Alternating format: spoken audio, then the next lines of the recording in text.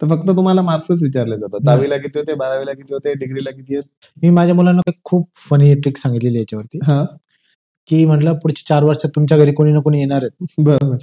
आणि ते मोठेपणाने विचारणार आहेत, की "काय रे सांग, काय रिझल्ट आहे तुझा? हां. किंवा किती मार्क होते तुला 10वीला?" बरोबर. तर हळूच विचारायचं, की "काका तुम्हाला जेवढे होते त्याच्यापेक्षा थोडेसे जास्त आहेत." बरोबर. म्हणजे नाही, बरोबर आहे, बरोबर आहे. डिमोटिव्हेट होण्यापेक्षा मोटिव्हेट व्हा थोडं त्या गोष्टीतून. मोटिव्हेट व्हा.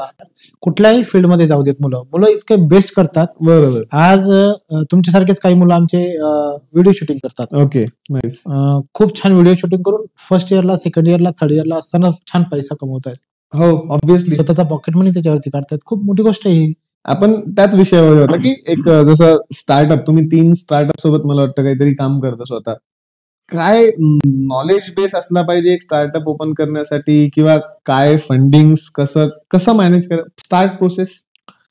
मुलांनी सगळ्यात पहिले ना डोळे छान ओपन ठेवले पाहिजे, छानपैकी.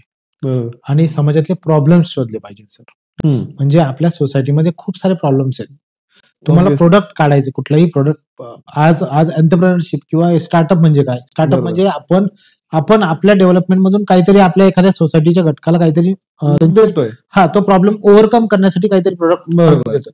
तर तुम्ही जर प्रॉब्लेम शोधलेत ना, तर तुम्हाला ऑटोमॅटिक त्याच्यावरती सोल्युशन शोधता येईल. सोल्युशन म्हणजे रिसर्च अँड डेव्हलपमेंट हा प्रकार तोच आहे, हां. की go to the society, understand the problem, feel the problem, study on it. अगदी त्याच्यामध्ये अगदी छोट्या छोट्या गोष्टींचा विचार करा.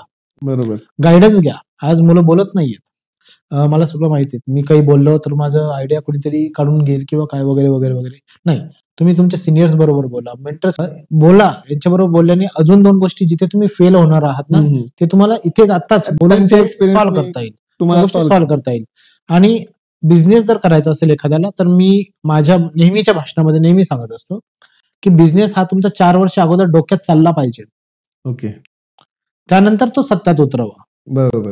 आज आपली परिस्थिती अशी आहे सर, की तुम्ही जर पॅरेंट्सला तुमच्या म्हटलात, की पप्पा मला ना तुमच्या बिझनेसमध्ये थोडासा हातभार लावायचा आहे, तर पॅरेंट्स खूप हुशार आहेत आपले. पॅरेंट्स मध्ये नाही, इंजिनिअरिंग होईपर्यंत तू पण इंजिनिअरिंग होईपर्यंत हे तू काहीच करायचं नाही, मला मदत करायची नाही, माझ्या बिझनेसमध्ये यायचं नाही किंवा नवीन काही चालू करायचं नाही. पण इंजिनिअरिंग करत असताना किंवा कुठलंही शिक्षण घेत असताना तुम्ही पिक्चर बघितलेला चालेल, तुम्ही आउटिंगला गेलेले चालेल, इव्हेंट्स अरेंज केलेले चालतील, मॅनेज केलेले चालतील किंवा अटेंड केलेले चालतील वेगवेगळ्या ठिकाणी.